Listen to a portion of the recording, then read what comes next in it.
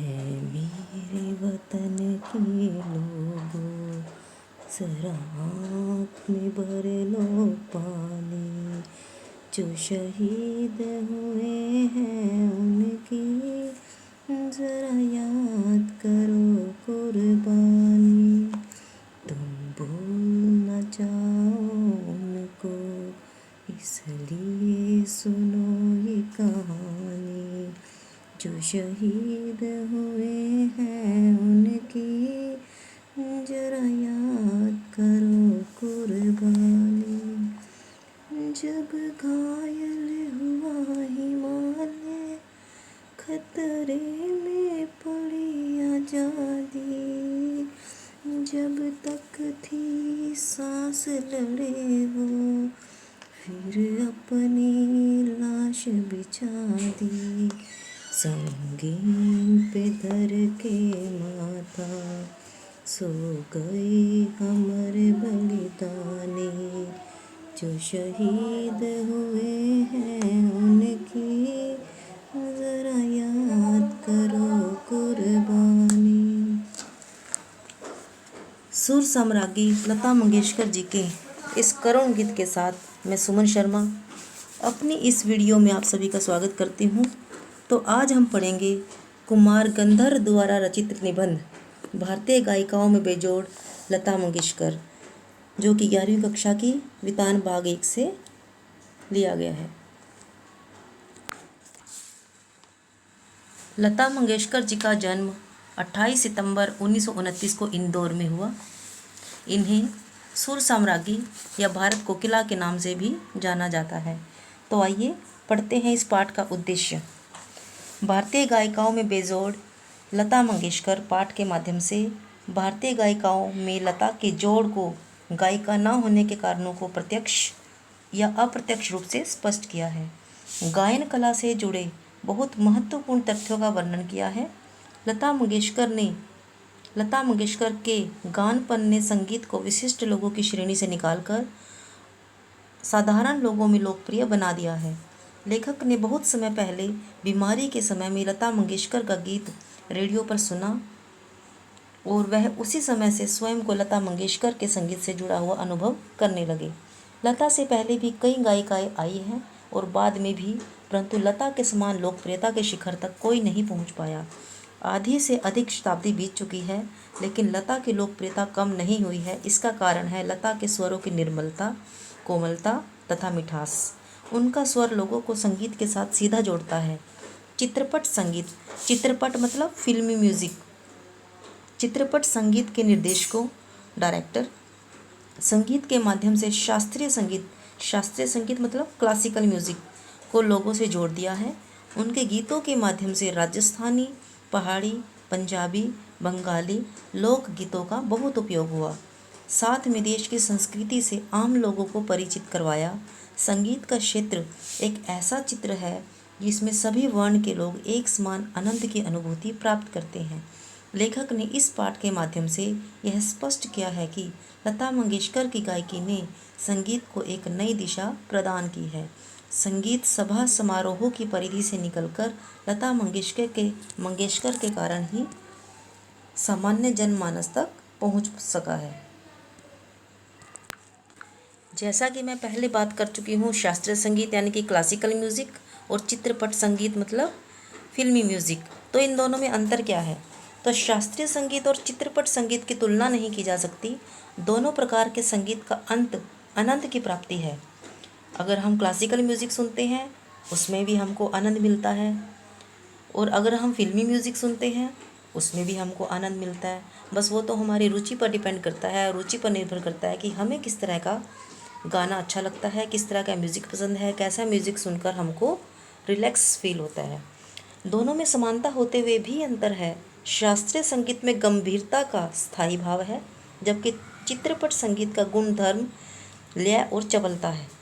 शास्त्रीय संगीत से ताल परिष्कृत रूप में पाया जाता है और चित्रपट संगीत का ताल प्राथमिक अवस्था का ताल होता है। चित्रपट संगीत में आधे तालों का उपयोग किया जाता है, जबकि शास्त्रीय संगीत में तालों का पूरा ध्यान रखा जाता है। चित्रपट संगीत गाने वालों को शास्त्रीय संगीत का ज्ञान होना आवश्यक है, परंतु शास्त्रीय संगीत गायक को चित्रपट संगीत ज्ञान होना आवश्यक नहीं है।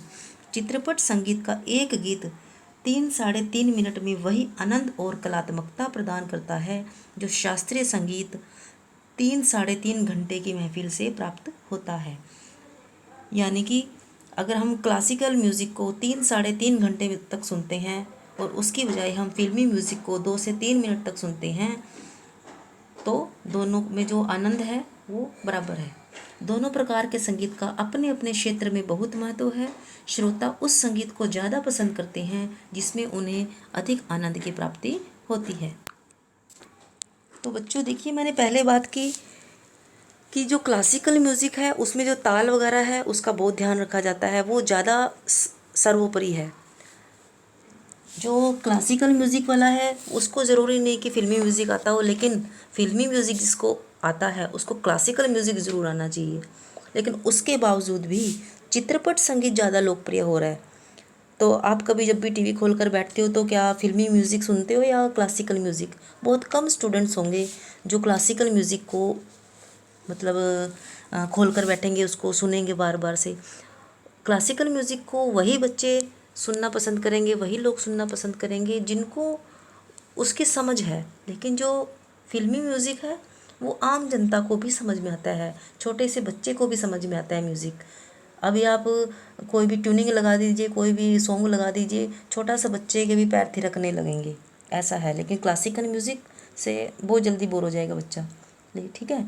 तो चित्रपट संगीत के लोकप्रिय होने का कारण क्या है? तो पहले समय में संगीत के क्षेत्र में शास्त्रीय संगीत का एकाधिकार था, लेकिन चित्रपट संगीत ने शास्त्रीय संगीत के एकाधिकार को तोड़ दिया। चित्रपट संगीत ने संगीत को जन साधारण के बीच में पहुंचा दिया। लोगों द्वारा शास्त्र शुद्ध संगीत के स्थान पर सुरीला और भावपूर्ण संगीत को अधिक महत्व दिया जाने लगा। यानी कि क्लासिकल म्यूज़िक एकदम शुद्ध है और सुरीला है, लेकिन जो ये फिल्मी म्यूज़िक है वो भावपूर्ण है, जल्दी से समझ में आता है लोगों के। तो चित्रपट संगीत की लचकदारी ने चित्रपट संगीत को लोकप्रिय बना दिया है। इस संगीत की मान्यताएं, मर्यादा तथा संगीत तंत्र सब कुछ निराला है, जिसने लोगों के दिलों पर अपनी छाप छोड़ी है। चित्रपट संगीत निर्देशकों ने अपने संगीत में हर क्षेत्र तथा शास्त्रीय संगीत का बहुत उपयोग किया है।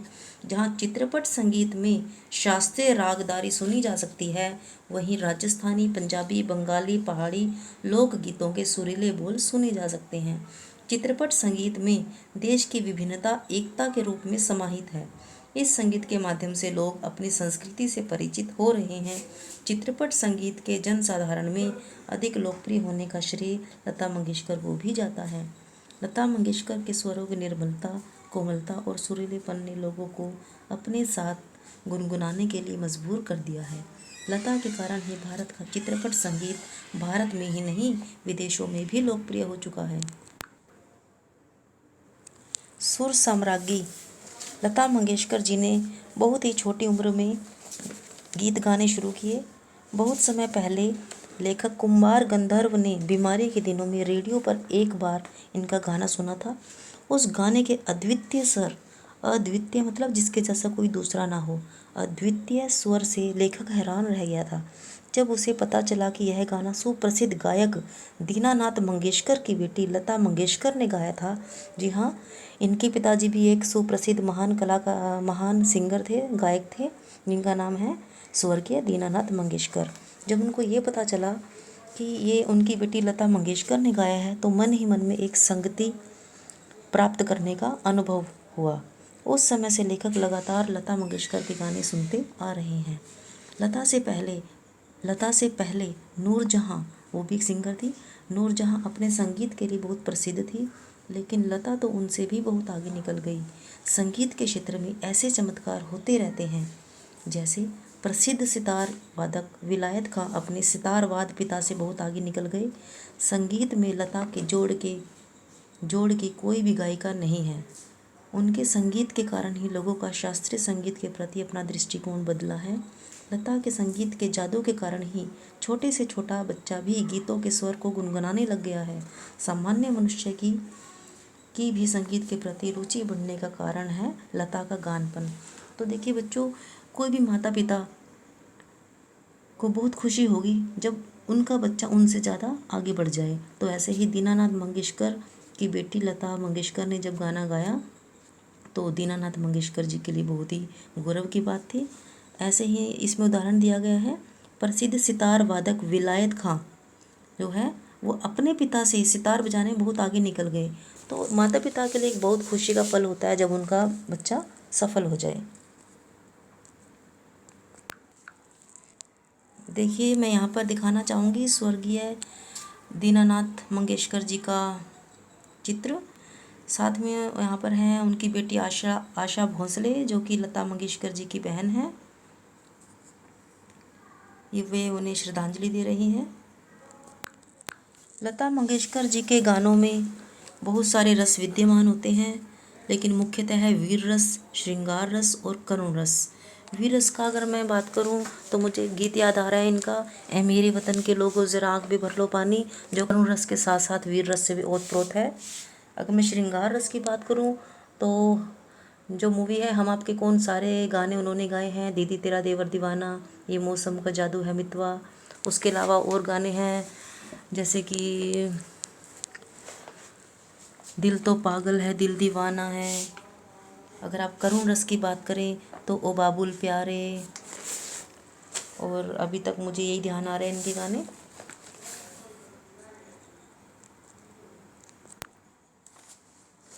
ऐसा कहा जाता है कि लता के करुण रस के गानों के साथ उन्होंने लता के करुण रस के गानों के साथ न्याय नहीं किया है, ऐसा लोगों का कहना है, कई लोगों का, कई आलोचकों का, कि वो कहते हैं कि करुण रस के गाने उन्होंने इतने अच्छे से नहीं गाए, इतने मन लगाकर नहीं गाए, उसकी बजाय श्रृंगार परक गाने बड़ी ही अच्छे से गाते हैं वो। तो इसके बारे में हम जरा इसको क्लियर करेंगे। लता ने करुण रस के गानों के साथ न्याय नहीं किया है, जबकि श्रृंगार परक गाने वे बड़ी उत्कटता से गाती हैं। लता जी ने हर तरह के गीत बड़ी लगन से गाए हैं। लता ने श्रृंगार परक गीत बड़ी उत्कटता से गाए हैं। ऐसा इसलिए लगता है कि श्रृंगार परक गीत मनुष्य को नए वातावरण से जोड़ता है, उसके मन में नई नई भावनाएं पैदा करता है। करुण रस के गीतों से मनुष्य सीधे नहीं जुड़ पाता। लता के स्वरों की कोमलता के कारण ऐसा लगता है कि करुण रस के गीत अच्छी तरह नहीं गाए गए हैं, लेकिन ऐसा नहीं है। लता के ऐसे कई गीत हैं जिन्हें सुनकर मन उदास हो जाता है। गीतों के भावों के उतार चढ़ाव को इस ढंग से प्रयोग करती हैं कि सुनने वाले को ऐसा लगता है कि यह हमारे ही साथ हो रहा है। करुण रस के गीतों में लता ने एक माँ, बहन और प्रियतमा की सुंदर अभिव्यक्ति दी है। चित्रपट संगीत में लता के गीतों ने औरत के मनोभावों को अच्छी तरह से व्यक्त किया है। रुदाली फिल्म में एक औरत के मनोभावों को अच्छी अभिव्यक्ति दी है, जिससे सुनने वालों को औरत के मन से सीधा जोड़ता है। ए मेरे वतन के लोगों गीत आज भी जब भी सुना जाता है लोगों की आंखें नम कर जाता है। ऐसे ही लता के कई गीतों में प्रियतमा की अपने प्रियतम से बिगड़ने की अभिव्यक्ति लोगों को भी उदास कर जाती है। लता के लिए ऐसा कहना कि लता ने करुण रस के गीतों के साथ न्याय नहीं किया है, गलत है। लता का प्रत्येक गीत लोगों को जीवन से उसी प्रकार जोड़ता है जिस प्रकार गीत के स्वर, भाव तथा उतार चढ़ाव होता है। देखिए, पहले शास्त्रीय संगीत ही ज़्यादा पॉपुलर था, ज़्यादा प्रसिद्ध था, लेकिन जब से लता मंगेशकर जी ने गाना शुरू किया तब से उनके द्वारा गाए गए गीत आम जनता के होठों पर गुनगुनाए जाने लगे। छोटे से छोटे बच्चे को भी वो धुन समझ में आने लगी। शास्त्रीय संगीत की धुन हम नहीं, बहुत कम लोग होंगे जिनको समझ में आती है, ठीक है, जिन्होंने ट्रेनिंग ले रखी है उनको ज़्यादा समझ में आती है। हम जैसे आम जनता को ये बातें नहीं समझ में आती। शास्त्रीय संगीत हमारे बिल्कुल सिर के ऊपर से निकल जाता है, लेकिन ये जो लता मंगेशकर जी का जो मधुर गीत है, संगीत है, वो आम जनता को, छोटे से छोटे बच्चे से लेकर बूढ़े व्यक्ति तक को पसंद आता है। तो यहाँ पर है लता की गायकी से संगीत के प्रति आम लोगों की सोच में क्या परिवर्तन आया। तो संगीत ने सदा से मनुष्य को आनंद की अनुभूति दी है। शास्त्रीय संगीत साधारण मनुष्य की समझ से दूर है, लेकिन चित्रपट संगीत ने आम मनुष्य को संगीत से परिचित करा दिया है, और लता के संगीत ने लोगों का शास्त्रीय संगीत के प्रति दृष्टिकोण बदल दिया है। लता की गायकी का जादू ऐसा है कि घरों में छोटे छोटे बच्चों को भी सुर में गुनगुनाते हुए देखा जा सकता है। लोगों का संगीत के विविध प्रकारों का परिचय हो रहा, स्वर ज्ञान बढ़ रहा है, सुर ताल की समझ आ रही है। साधारण मनुष्य भी संगीत की अच्छी पहचान रखने लगा है। सारा श्रेय लता के संगीत को जाता है। उनके संगीत ने नई पीढ़ी के संगीत को संस्कारित किया है। संगीत के प्रति आम लोगों की सोच में परिवर्तन लता के संगीत के जादू से आया है। देखिए, जैसे कि मैंने बिल्कुल शुरू में वो गाना गाया, ऐ मेरे वतन के लोगों, मुझे नहीं पता मेरे कितने सुर लगे, क्या राग था उसमें, क्या था नहीं था, मुझे कुछ नहीं पता। हाँ, लेकिन मैंने गुनगुनाया ज़रूर, मैंने गाया ज़रूर।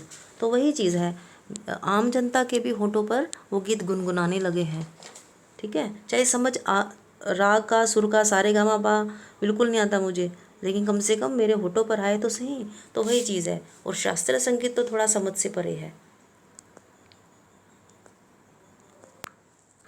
जैसे कि मैंने आपको बताया, चित्रपट संगीत अब ज़्यादा पॉपुलर हो चुका है क्लासिकल म्यूज़िक से ज़्यादा। लेकिन अक्सर ये आरोप चित्रपट संगीत यानी कि फिल्मी म्यूज़िक पर ये आरोप लगते रहते हैं कि चित्रपट संगीत ने लोगों के कान बिगाड़ दिए हैं। कहने का ये मतलब है कि देखा होगा आपने, कई गाने बिल्कुल कोई अर्थ नहीं होता है, ज़्यादा धमक वाले होते हैं। तो कई बार तो चोरी करके बनाया हुआ होता है गाना। तो ऐसे कई बार ये आरोप लगते हैं कि लोगों के कान बिगाड़ दिए हैं, कि उनको अच्छा म्यूज़िक, शुद्ध म्यूजिक सुनना ही नहीं आता, उनको बस ये धमक ही अच्छी लगती है। तो ऐसा कुछ आरोप लगाए जाते हैं। तो देखिए कहाँ तक सार्थक है ये आरोप। चित्रपट संगीत ने लोगों के कान बिगाड़ दिए हैं। लेखक के अनुसार यह आरोप गलत है। लेखक के अनुसार यह आरोप गलत है। चित्रपट संगीत ने लोगों के कान बिगाड़े नहीं हैं, अपितु संगीत को समझने के नए अवसर दिए हैं। पहले जनसाधारण को संगीत के सुर, ताल और लय समझ में ही नहीं आते थे, लेकिन अब गीतों में सुरीलापन क्या होता है समझ आने लगा है। संगीत के स्वरों का ज्ञान बढ़ रहा है। साधारण मनुष्य भी संगीत की सूक्ष्मता को समझने लगा है। चित्रपट संगीत के कारण ही छोटे छोटे बच्चे भी सुर और लय में गुनगुनाते दिखाई देते हैं। संगीत की लोकप्रियता, उनका प्रसार और अभिरुचि के विकास में चित्रपट संगीत का बड़ा हाथ है। लोगों का शास्त्रीय संगीत को देखने और समझने का दृष्टिकोण बदला है। इसका श्रेय लेखक ने चित्रपट संगीत में लता को दिया है। यह आरोप पहले के संगीत की अपेक्षा आज के संगीत पर ठीक जान पड़ता है। आधुनिक संगीत में रस और मिठास के स्थान पर तेज धुनें और ऊंची आवाज़ों में चीखते हुए स्वरों ने ले ली है। तो यहाँ पर लेखक कुमार गंधर्व कह रहे हैं, जो जो चित्रपट संगीत लता ने दिया या लता के समय के जो सिंगर्स ने दिया, किशोर कुमार हो गए, मोहम्मद रफ़ी हो गए, और भी बहुत सारे फेमस प्रसिद्ध गायक रहे हैं, उन पर ये लागू नहीं होता। हाँ, अगर आज की बात करें, चोरी किए हुए गाने, चोरी किया हुआ म्यूज़िक, ज़्यादा धमक वाले, कोई अर्थ नहीं है, कोई मीनिंग नहीं है, उनसे कोई संदेश नहीं मिल रहा उन गानों से, तो हाँ, उनके लिए थोड़ा बहुत सहमत है यहाँ पर कुमार गंधर्व। तो वो कह रहे हैं आधुनिक संगीत में अगर ये बात कहीं ना कहीं फिट बैठती है। भारतीय संगीत को पश्चिमी संगीत में रंग दिया है। आपने देखा होगा, इंडियन म्यूज़िक में क्लासिकल भी थोड़ा म्यूज़िक आपको सुनाई दे सकता है, थोड़े इंग्लिश के वर्ड्स भी सुनाई दे सकते हैं, यानी कि वेस्टर्न कल्चर से प्रभावित हो रहा है हमारा इंडियन कल्चर भी, इंडियन म्यूज़िक भी वेस्टर्न म्यूज़िक से प्रभावित हो रहा है, जिससे लोगों पर अपितु नई पीढ़ी पर संगीत का बुरा प्रभाव पड़ रहा है। आज चित्रपट संगीत मन को राहत देने के स्थान पर एक तेज़ दर्द पैदा करते हैं। इसका कारण तेज भागती दुनिया में अपने आप को बड़ा साबित करना है। लोग कई धुनों के बाजार में आते हैं, उसे खरीद लेते हैं, जो उस समय कर्ण प्रिय लगते हैं। उस समय तो कानों को अच्छी लगती है वो धुन, लेकिन फिर पुरानी होते हुए बासी होने लगती है। आज का संगीत कान फोड़ू है, जिसे ज़्यादा समय तक बैठकर नहीं सुना जा सकता। इसलिए कहा जा सकता है कि पहले के चित्रपट संगीत की अपेक्षा आधुनिक चित्रपट संगीत ने लोगों के कान बिगाड़ दिए हैं। अब देखिए, इस पार्ट में बात हुई दो म्यूज़िक की, क्लासिकल म्यूज़िक और इंडियन म्यूज़िक।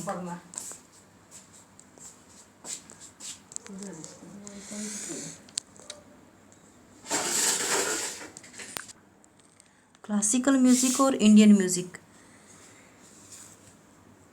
तो यहाँ पर कौन सा श्रेष्ठ है? कोई भी श्रेष्ठ नहीं है, दोनों ही अपने आप में श्रेष्ठ हैं। वो उससे बढ़कर है, वो उससे बढ़कर है। तो यहाँ पर ये प्रश्न उत्पन्न होता है कि संगीत का आधार क्या होना चाहिए, कैसा संगीत लोगों को सुनना चाहिए।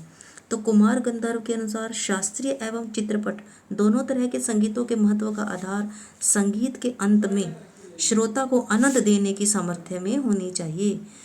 म्यूज़िक चाहे कोई भी सुनो, श्रोता को, सुनने वाले को आनंद मिलना चाहिए।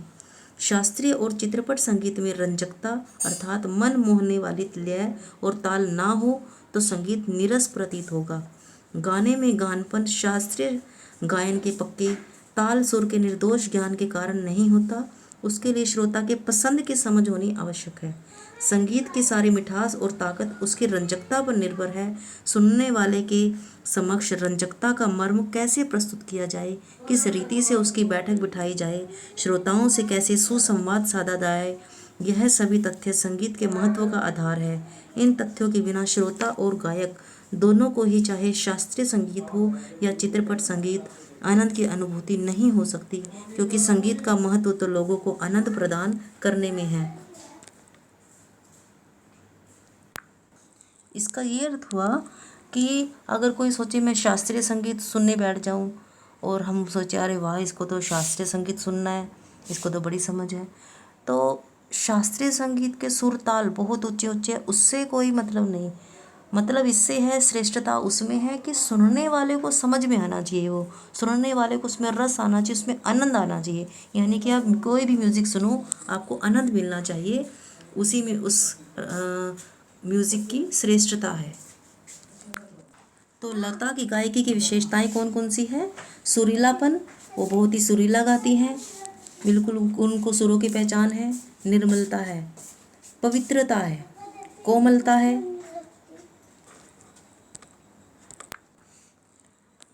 उनके गानों में उनके व्यक्तित्व की झलक साफ दिखाई देती है। यानी कि उनके गानों से हम अंदाज़ा लगा सकते हैं कि उनकी सोच क्या है, उनकी क्या पर्सनैलिटी है। वो रस की बात हम कर चुके हैं। वीर रस, करुण रस, श्रृंगार रस उनके गानों में प्रधानता रहती है। साथ ही उनका ये संगीत सुनकर आम जनता को, श्रोताओं को रस की अनुभूति होती है, यानी कि आनंद की अनुभूति होती है।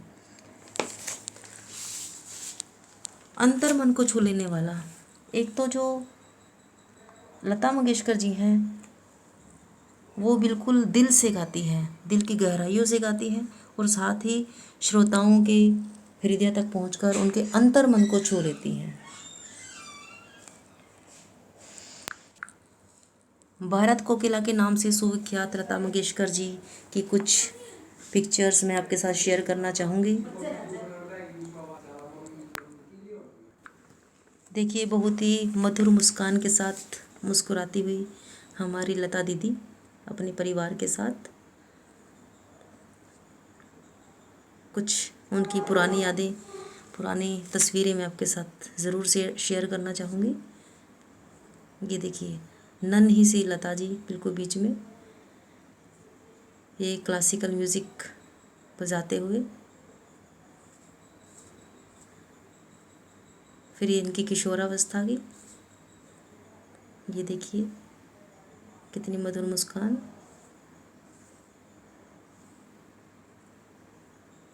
ये लता जी की तस्वीर, ये भी लता जी की ब्लैक एंड वाइट तस्वीरें जो कि अब देखने को भी नहीं मिलती। ये देखिए, ये देखिए नन्ही सी गुड़िया लता जी। ये देखिए, जहाँ तक मुझे ध्यान है ये साथ में है किशोर कुमार, जहाँ तक मुझे लग रहा है। धन्यवाद। संगीत दो आत्माओं के बीच के अनंत को भरता है, रविंद्रनाथ टैगोर के अनुसार। धन्यवाद। तो मैं आप सभी बच्चों से यही कहना चाहूँगी, आप सभी श्रोताओं से यही कहना चाहूँगी, लता जी के संगीत का जादू हमारे दिलों पर राज करता है। तो सुनते रहिए लता जी के गाने, उनके गानों का पूरा लुत्फ़ उठाइए। धन्यवाद।